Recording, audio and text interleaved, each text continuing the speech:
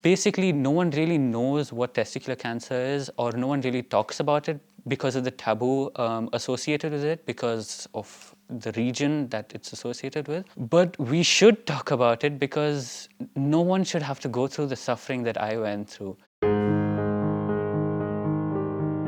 I was diagnosed last year with testicular cancer in January when I was 16. It all happened really quickly, honestly. It happened in a span of 3 days. I had a slight pain in the scrotal area, and I told my dad about it, and we were going to the hospital, and on the way to the hospital, the pain just stopped. I told my dad to turn back, but he's like, no, we should go and we should get it checked. And we got it checked. We did a couple of ultrasounds, and they diagnosed it as stage 4 testicular cancer. We got our treatment done in India.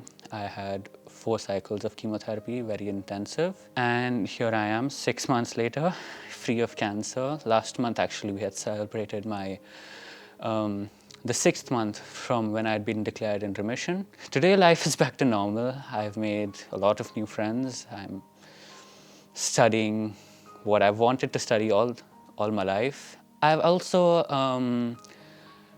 gotten in contact with the Al Jalila Foundation so that we can open up a cancer awareness group for teenagers, and we can talk to each other and keep ourselves company. What I really wanted to talk about today was awareness of self-checks in children, because we didn't know that I was prone to getting this cancer at all. So apparently for the testicular cancer, if you have hypospadiasis at birth and undescended testicle, your rate or your chances of getting testicular cancer shoot up very high. So we were never told that. Basically, no one really knows what testicular cancer is, or no one really talks about it because of the taboo associated with it, because of the region that it's associated with. But we should talk about it because no one should have to go through the suffering that I went through.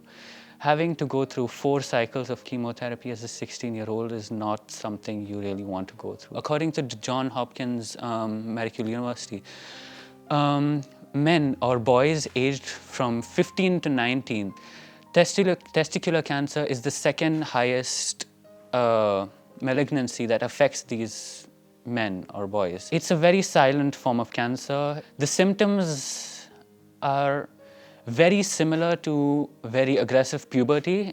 So for me, like, I had weight gain because I was eating a lot.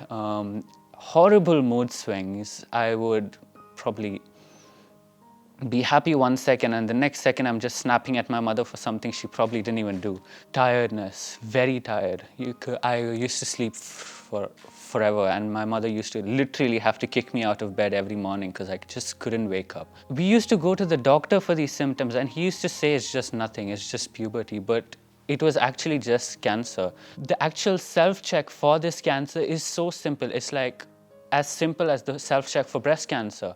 Basically, in a hot shower, it has to be hot so that the testicle is descended. You should be feeling the testicle for any abnormality. So what the testicle is supposed to feel like is very smooth, round, no bumps, ridges, anything. It should be smoother than your skin. If there is any hard points or any hard bumps on the testicle, you need to get that checked with the urologist. You can ask them for an ultrasound, and that would determine whether it's cancer or not really cancer. The good news for testicular cancer is it is one of the most treatable forms of cancer. 85% of testicular cancer patients are completely cancer-free. They end up being completely cancer-free. And the mortality rate for testicular cancer is it's like less than 1%. So it's not really a dangerous form of cancer, but it's very silent and it can progress very fast. I got 4th stage cancer and I'm perfectly fine. 4th stage does not mean death.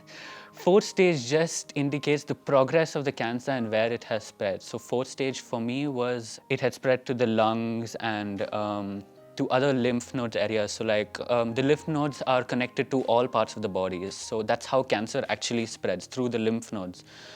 It had spread to my lungs, and that's what made it 4th stage.